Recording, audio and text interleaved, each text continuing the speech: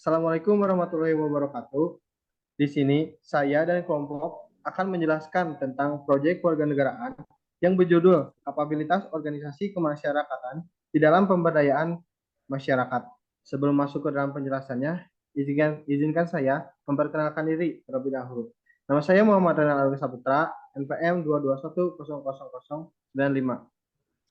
Nama saya Dwita Azara Nur Prawira, NPM 221000096. Nama saya Cici Nurpasya dengan NPM 221000097. Nama saya Himalia dengan NPM 221000098. Nama saya Yuda Pangestu dari NPM 221100139. Untuk itu lanjut ke dalam materinya. Organisasi masyarakat. Organisasi masyarakat dalam dasar hukum Undang-Undang Nomor 17 Tahun 2013, Undang-Undang Nomor 16 Tahun 2017 tentang organisasi kemasyarakatan.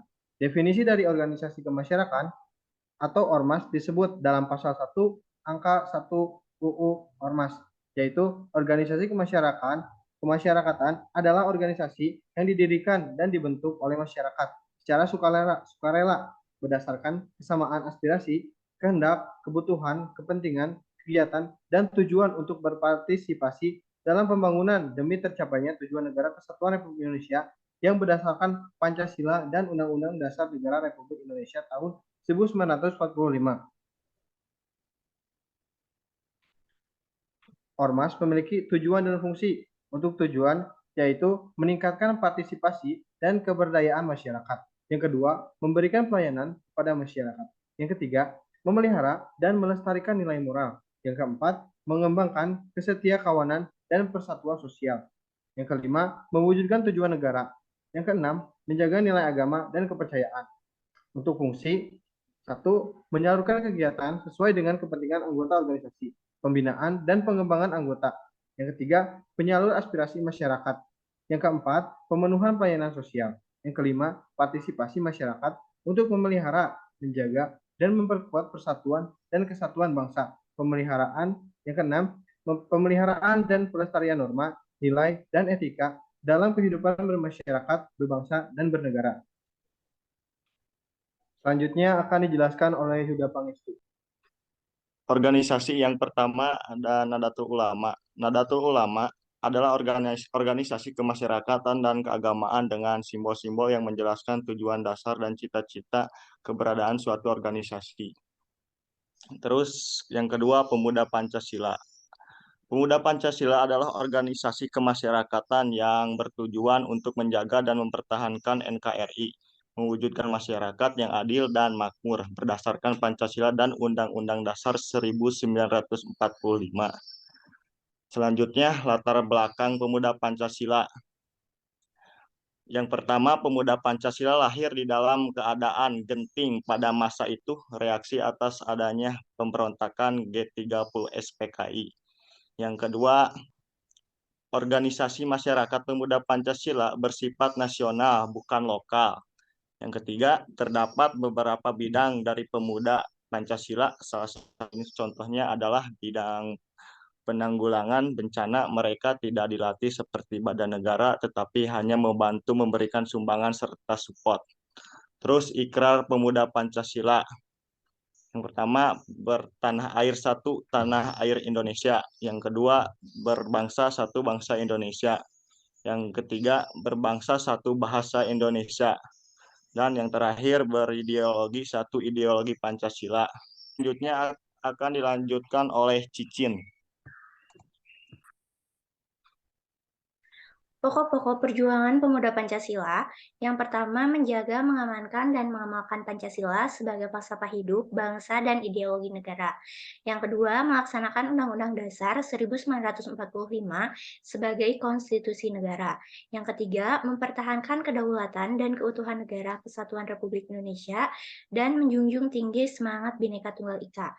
Yang keempat, melahirkan kader pemuda Pancasila sebagai kader bangsa yang konsisten menjaga kehormatan dalam kehidupan berbangsa dan bernegara, serta pergaulan internasional. Yang kelima, melaksanakan pemberdayaan dan pengembangan anggota secara terus-menerus untuk meningkatkan kualitas kesejahteraan anggota dan keluarga pemuda Pancasila.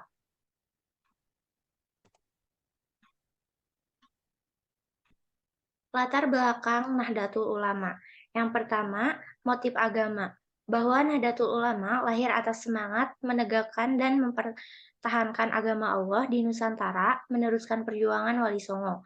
Yang kedua, motif nasionalisme. NU lahir karena niatan kuat untuk menyatukan para ulama dan tokoh-tokoh agama dalam melawan penjajahan. Semangat nasionalisme itu pun terlihat juga dari nama Nahdlatul Ulama itu sendiri, yakni kebangkitan para ulama. Yang ketiga, mempertahankan paham Ahlus Sunnah wal Jamaah. NU lahir untuk membentengi umat Islam, khususnya di Indonesia, agar tetap teguh pada ajaran Islam Ahlus Sunnah wal Jamaah atau para pengikut sunnah Nabi, sahabat, dan ulama salaf, pengikut Nabi sahabat, sehingga tidak tergiur dengan ajaran-ajaran baru atau tidak dikenal zaman Rasul, sahabat salafus saleh, atau ajaran ahli bid'ah.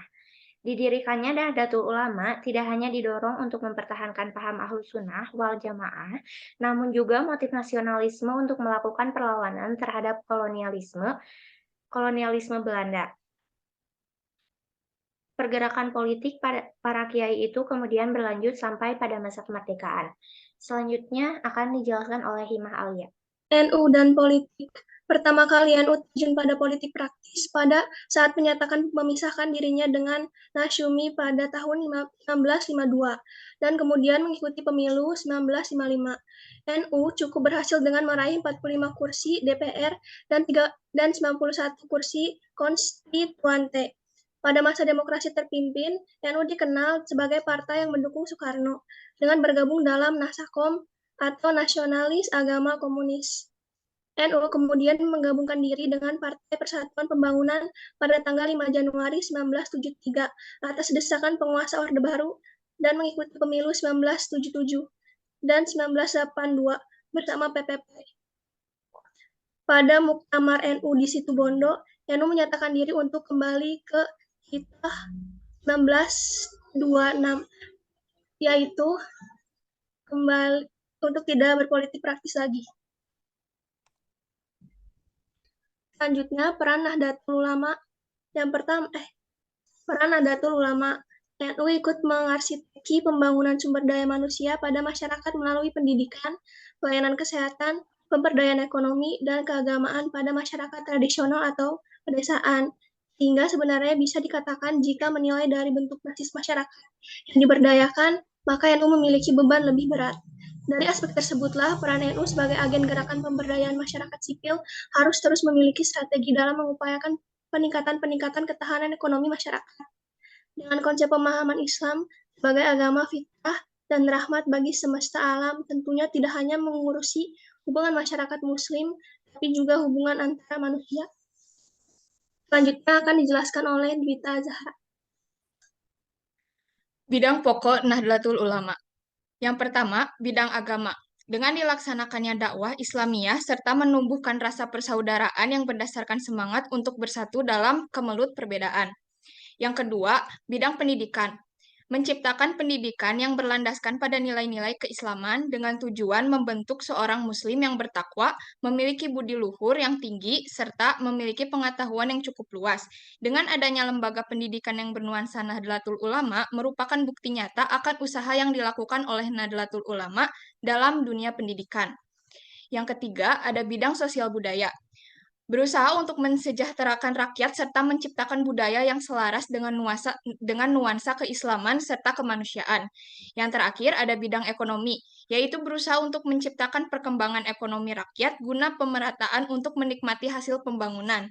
Terbukti dengan adanya BMT dan adanya badan keuangan lain dirasa cukup bermanfaat bagi masyarakat. Kesimpulan dari presentasi kami adalah organisasi kemasyarakatan tidak bertentangan dengan Pancasila dan Undang-Undang Dasar Negara Republik Indonesia tahun 1945. Di samping ormas juga dapat mencantumkan ciri tertentu yang mencerminkan kehendak dan cita-citanya. Hal ini tentunya berbeda dengan kebijakan organisasi kemasyarakatan di masa silam yang mewajibkan seluruh organisasi masyarakat harus berasaskan Pancasila. Sementara itu, untuk sifat kegiatan, ormas juga tentunya harus dibedakan dengan organisasi lainnya yang tujuannya memang memperoleh keuntungan, seperti CV, PT, dan sebagainya. Dalam melaksanakan kegiatannya, organisasi masyarakat bersifat sukarela, sosial, mandiri, nirlaba, dan demokratis. Selain itu, organisasi masyarakat dalam pemberdayaan masyarakat sangatlah penting. Organisasi masyarakat dapat membantu meningkatkan kualitas masyarakat serta membantu terwujudnya negara kesatuan Republik Indonesia. Saking pentingnya sebuah organisasi masyarakat, bubarnya suatu ormas bahkan dapat mempengaruhi persatuan dan kesatuan Indonesia. Menurut survei yang sudah kami lakukan berdasarkan wawancara, dengan demikian bahwa ormas juga menjadi wadah untuk masyarakat dalam mengembangkan bantuan-bantuan.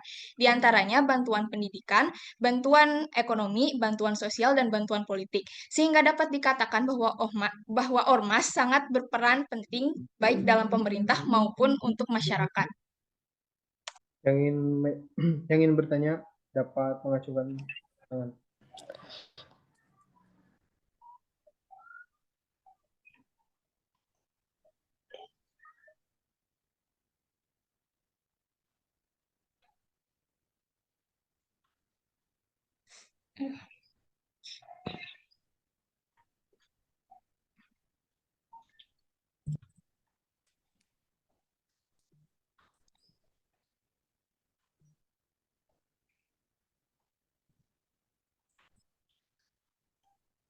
Sok, siapa dulu? Nal, pilih Nal.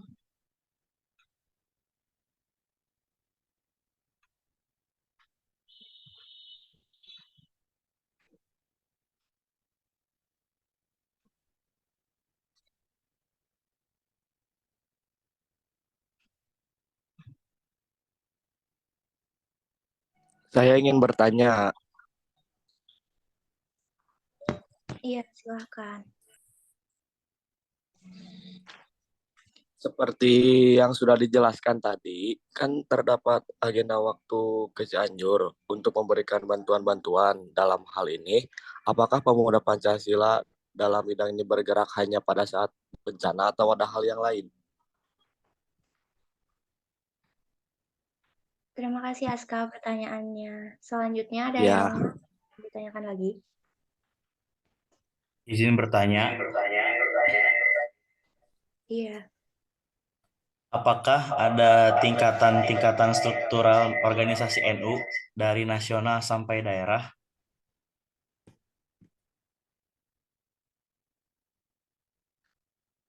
Ya, terima kasih Haikal. Pertanyaan kami tampung dulu ya. Terus ada yang ingin bertanya lagi?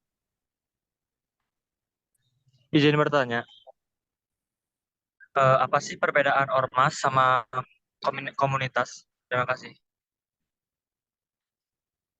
Iya, terus Rifda. Izin bertanya, menurut kalian untuk apa organisasi Islam dibentuk pada masa sekarang? Terima kasih. Selanjutnya, Izin bertanya, iya silahkan.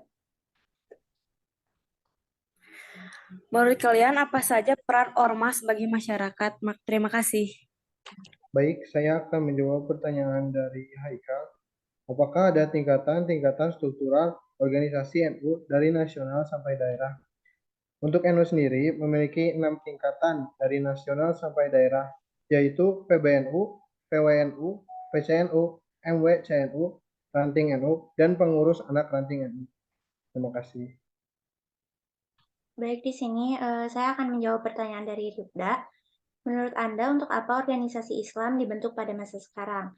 Nah, menurut pendapat saya, organisasi Islam dibentuk pada masa sekarang yaitu agar masyarakat mampu menjalankan Islam secara benar dan juga berdasarkan Al-Quran dan As-Sunnah, juga ormas Islam juga diperlukan dalam menyebatani aspirasi masyarakat secara konstruksif dengan cara yang baik. Selain itu juga bisa menjadi sebagai penyalur aspirasi masyarakat, misalnya untuk menjembatani atau menampung aspirasi masyarakat itu bisa dalam kegiatan dakwah atau pada saat pengajian umum. Baik, terima kasih. Izin menjawab dari pertanyaan Ajka Abdallah. Untuk hasil dari wawancara kami, dengan narasumber disimpulkan bahwa terdapat beberapa bidang dan dalam Ormas Pemuda Pancasila. Nah, untuk bidang yang ini khusus untuk penanggulangan dan pembantuan bencana, baik bencana nasional maupun bencana lokal. Terima kasih. Saya izin menjawab pertanyaan yang diberikan Naufal. Pertanyaannya, apa sih perbedaan ormas dan komunitas? Jawabannya, pada organisasi kemasyarakatan, itu lebih terstruktur sekaligus memiliki ketua, wakil, juga kepengurusan lainnya secara resmi. Sedangkan pada komunitas tidak memiliki struktur resmi sehingga pada kegiatannya hanya akan mengandalkan orang-orang tertentu saja untuk memimpin. Terima kasih. Izin menjawab pertanyaan dari Anggia, yaitu apa saja peran ormas bagi masyarakat? Ormas merupakan peran serta masyarakat dalam melaksanakan pembangunan untuk memajukan kehidupan yang berkeadilan dan berkemakmuran. Peran ormas juga dari bidang sosial, pendidikan, dan ekonomi.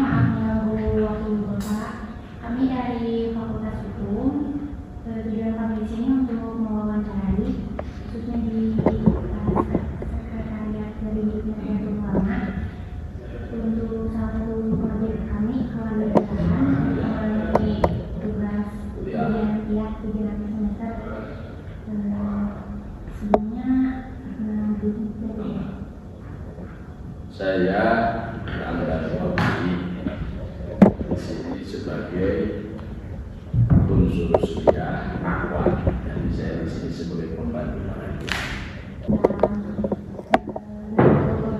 Menurut Bapak sendiri Nahdlatul Ulama itu seperti apa? Dan bagaimana?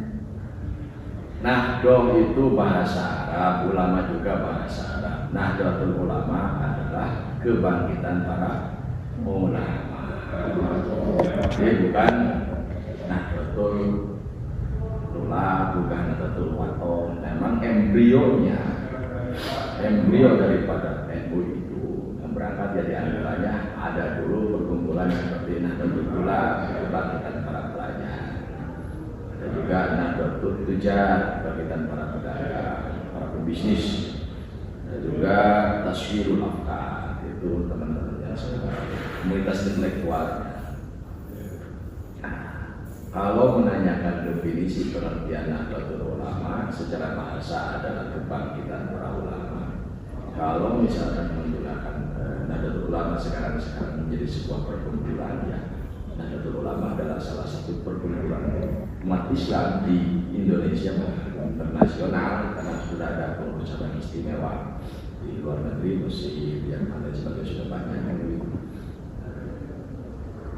sebagai ormas Islam, perkumpulan umat Islam yang mewadahi dan mengadvokasi seluruh kebutuhan umat Islam dan warga negara sebenarnya dalam bidang dakwah ekonomi dan sosial.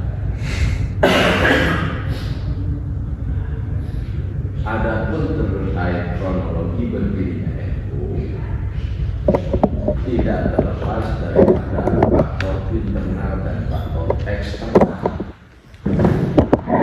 Faktor eksternalnya, faktor luar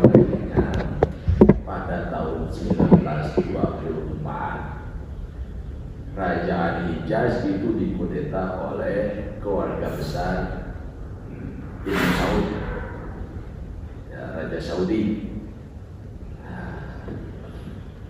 yang mana dia bermadhabkan Wahabi, yang mana di antara keekstreman Wahabi gampang mengatakan syirik kepada orang lain, sehingga situs-situs keislaman di sana di bumi hanguskan. Dan informasi tersebut sampai ke Nusantara, waktu itu kembali ke Nusantara, ke Indonesia. Di Nusantara ini yang merespon, ternyata teman-teman umat Islam yang lainnya tidak banyak respon. Maaf, ya versi sosial ini nggak mau berangkat ke sana. Yang boleh datang ke Komite Hijaz itu ya harus berupa lembaga, maka dibentuklah Komite Hijaz sebelum ke NU dulu. Komite Hijaz dulu. Akhirnya berangkatlah ke sana, di antara kesepakatannya tadi di Komite Hijaz Imam Mekah digilir 4 mazhab di antaranya. Terus makam Rasul jangan dihancurkan. Dari sekian permintaan yang dikabulkan cuma satu, yaitu makam Rasul dan sahabat Abu Bakar yang dihancurkan. Makam-makam yang lain cuma termasuk makam Rasul. Itu Protestan. Pulang dari Kristen baru mendirikan NU. Dan sama. Itu Protestan. Faktor internal karena memang negara kita waktu itu masih kondisi dijajah untuk mengumpulkan Islam. Itu di antara sejarah singkatnya. Pertanyaan selanjutnya, peranan NU dalam lingkungan masyarakat. Peranan NU dalam lingkungan masyarakat tentu sangat banyak sekali, baik dalam masyarakat yang dalam skala kecil atau besar. Maka para nahdien khususnya para pengurus, karena kita dikenal ada pengurus, ada NU kultural, ada NU struktural, itu tidak bisa dipungkiri. NU struktural yang memang ada pengurus, gitu kan. NU kultural yang merasa cinta kepada NU dan cara amaliyahnya juga sama dengan NU. Gitu. Terus bagaimana kontribusi peranan NU di masyarakat? Sangat banyak sekali, tergantung kebutuhan yang ada di masyarakat. Kalau dalam bidang pendidikan, NU sudah pendidikan mahari, lembaga pendidikan. Gitu. Terus kalau berbicara masalah perekonomian itu ada ATPNU, lembaga perekonomian NU, itu kan maksudnya. Terus kalau bicara dakwah itu ada NU, lembaga dakwah NU. Berbicara zakat ada lagi Isnu. Jadi setiap hal-hal yang diduga akan dibutuhkan oleh masyarakat, maka NU sudah membuat lembaga-lembaga khususnya untuk mengadvokasi dan memediasi apa yang dibutuhkan oleh masyarakat. Gitu. Bisa dilihat ada 18 lembaga, gitu kan. Dan banungnya juga banyak, banungnya ya seperti Ansor, seperti Ibnu, Ikatan Pelajar Putra NU, IPPNU, ILONU, itu banung-banung semuanya. Berguru beserta guru NU, itu banung-banung semuanya bergerak dalam satu bendera NU. Gitu. Jadi dalam segala harokahnya, pergerakannya, dari segi amaliyahnya, dari segi fikrohnya, pemikirannya, itu semuanya NU. Yang penting cirinya harokahnya harokah NU, pergerakan apa itu? Fikrohnya fikroh NU, termasuk amaliyahnya amaliyah NU.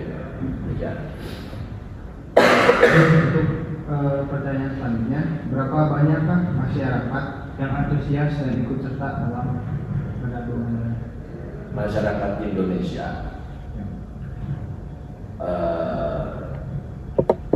Yang kemarin menjawab itu kan Syahid ya, hanya bisa ditentukannya kalau satu orang keseluruhan puluhan juta ya. Ya cuy tidak bisa memastikan, cuma untuk memastikannya bisa diketahui dari kebanyakan Syahid. Saya lupa lagi soal jumlah secara kuantitasnya. Kuantitas sangat banyak sekali, gitu. Hampir berapa persennya negara Indonesia yang begitu. Jadi bisa memastikan karena saya belum dapat data akurat. Gitu. Karena kalau semakin didata dengan pastinya semakin kecil, gitu. Kalau didata dipastikan. Jadi kalau misalkan secara kultur itu dia berafiliasi dengan itu sangat banyak sekali. Gitu. Untuk agenda mingguan atau bulanan sendiri apa aja? agenda apa? Bidang dakwah, pendidikan, atau sosial. Kalau di PWNU sendiri di sini ya, kalau di NU kan berbicara itu berarti nasional. Ya, kita bicara PWNU. Kalau di PWNU di sini setiap hari di media center paling sedikit ada 10 informasi ke-NU-an yang dipublikasi, paling sedikit setiap hari. Itu di media center di sini ada. Gitu. Dari sisi pengajian di sini ada pengajian bulanan pengurus itu setiap hari Sabtu terakhir. Terus ada pengajian manakib itu setiap Sabtu pertama. Terus ada rapat harian, ada rapat pengurus.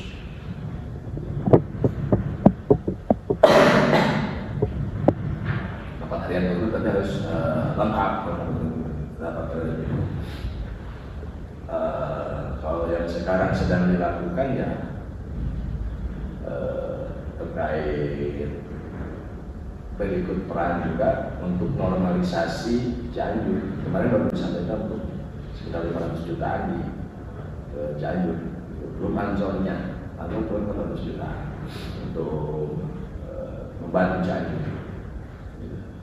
Kalau pengajian rutin di sini, setiap hari Senin sampai Kamis itu ada pengajian pada libur jam 12 sampai jam 1. Ada saya yang ada aja boleh. Baik. Boleh jam 11. Ada kalau buat dampak NU dalam masyarakat itu apa? Dalam kehidupan kewarganegaraan. Yang pertama penguatan keislaman. Yang kedua penguatan tanah air. Cinta tanah air. Yang ketiga penguatan ekonomi kerakyatan. Yang keempat penguatan politik kebangsaan. Ya, itu akan memberikan dampak yang kuat. Maka Imam Masmullah itu mengatakan begini, kalau pemerintah lepas dari NU atau lepas dari NU,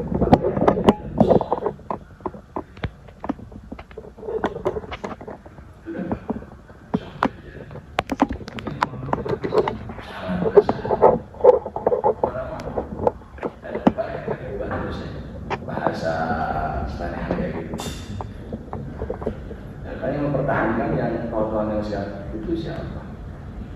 Bahkan di dunia internasional yang dipertimbangkan. Bahkan ada orang Jerman datang ke PBNU hanya untuk mengetahui kenapa sih NU itu susah dibubarkan. Orang Australia ngomongnya kepada orang itu, dia nggak tahu itu orang itu di Jepang. Ada Habib Gus Nadir, Hussein yang di Australia. Gus Nadir mungkin pernah, kalau nggak bukan aja gitu. Ada yang mencoba. Oh itu sama saya bubarkan.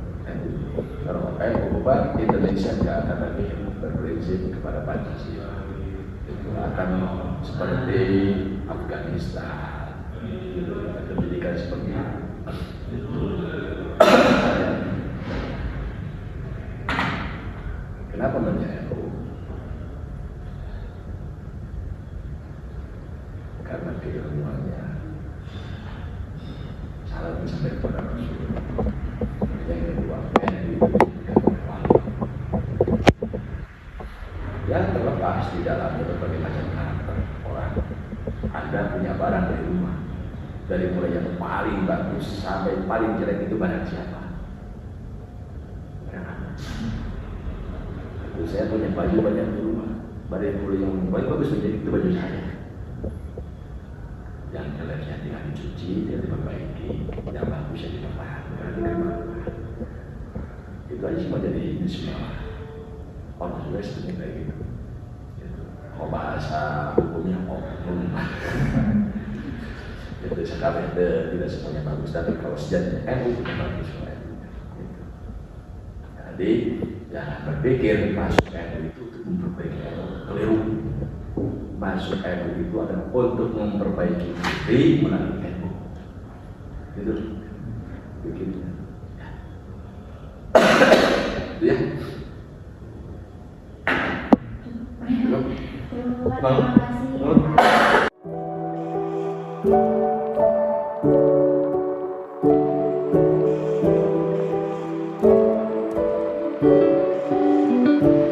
Saya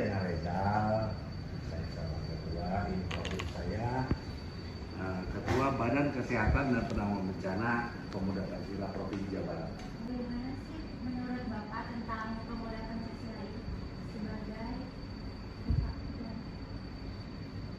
Ya, kembali lagi tadi juga oknum ya.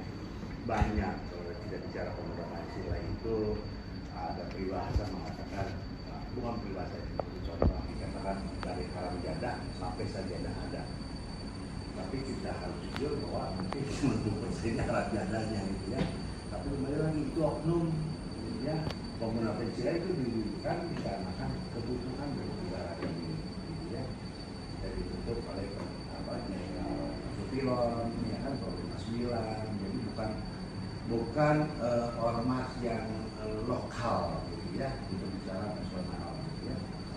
Lalu kemudian kembali lagi kepada pandangan saya dalam Pemuda Pancasila ya, memang salah satu agenda kita ini untuk mempublikasi, ya, kita membuat masyarakat banyak sadar bahwa nggak gitu juga loh, ya kan. Jadi pemuda Pancasila memang betul ada oknum-oknum yang kami dikatakan penjaga perbatasan, gitu ya, perbatasan antara Indomaret dan Almaret, gitu ya kan, atau juru parkir gitu. Itu betul ada, betul ada. Tetapi banyak badan kita yang memang sudah berubah citra itu ya. Salah satunya yang katakan sudah 6 SK kategori seperti itu adalah Badan Kesehatan dan Penanggulangan Bencana. Nah, dulunya masih Badan Penanggulangan Bencana. Kenapa penanggulangan bencana ini didirikan? Karena dengan adanya penanggulangan bencana ini pertama kita dulu, ya, kita tahu di Jawa Barat swalayannya bencana, gitu ya. Tetapi dengan bencana itu kita bisa lintas ormas, kita lintas ras, kita lintas semua nggak ada, seragam itu nggak ada. Bisa dibayangkan katakan sekarang gempa bumi gitu ya, teteh dari katakan seumpamanya gitu sukunya Jawa, lalu Nasrani, udah saya nggak mau bantu gitu, karena bukan Muslim atau ini dari suku, nggak bisa, korban. Jadi kita tidak melihat asal usul dan lain sebagainya, seragam dan apapun, dan itu berhasil ya.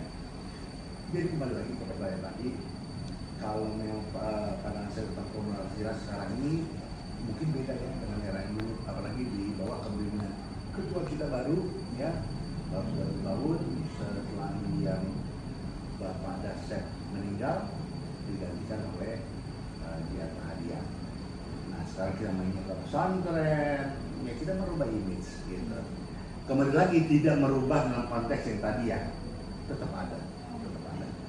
Tapi bagaimana masyarakat punya pilihan? Oh ada yang benarnya ya, nah gitu kayak gitu. Lanjut. Buat pemuda Pancasila di dalam lingkungan masyarakat itu apa? Oke, kebetulan saya ini di badan yang mengurusi kesehatan dan mengurusi bencana, gitu ya. Jadi kalau googling saya mungkin dari 4 tahun lalu sudah banyak nama saya masuk di bencanaan.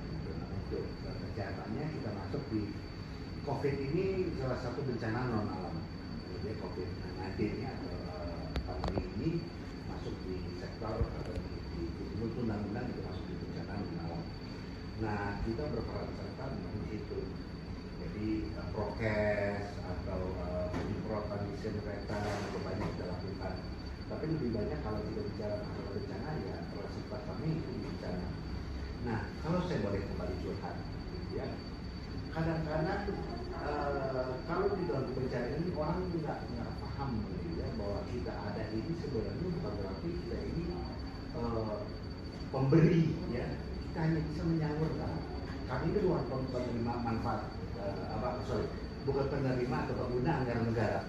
Gitu. Jadi kalau ada bencana bukan berarti kita datang udah pasti bawa bantuan. Gitu. Nah, kadang-kadang orang nggak ngerti, gitu ya. Mereka berharap bantuan gitu ya, padahal sekedar assessment pun itu menjadi salah satu kajian awal, nanti kemudian kita akan berikan bantuan lebih tepat gitu ya. Kira-kira itu peran serta kita khusus di yang saya pimpin ini gitu.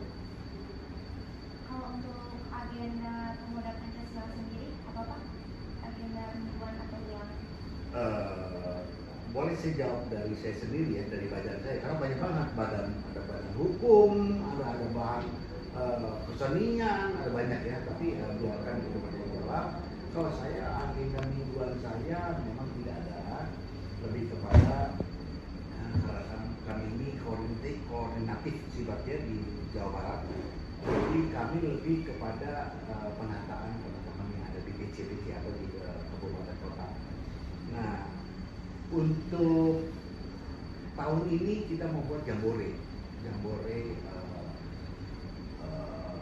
yang punya sertifikatnya itu terakreditasi, jadi diakui lah sama pemerintah.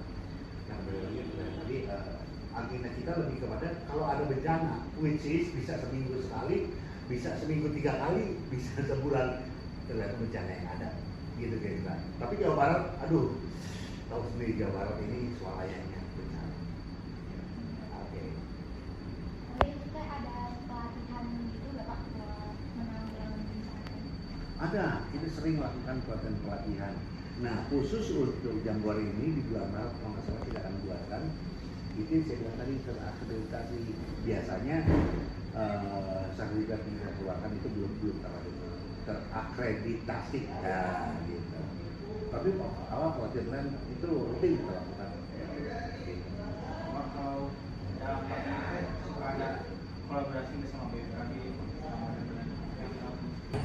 mungkin kami salah satu atau satu badan yang boleh kita pada kutip ya, cukup bisa kenal sih kita, gitu ya.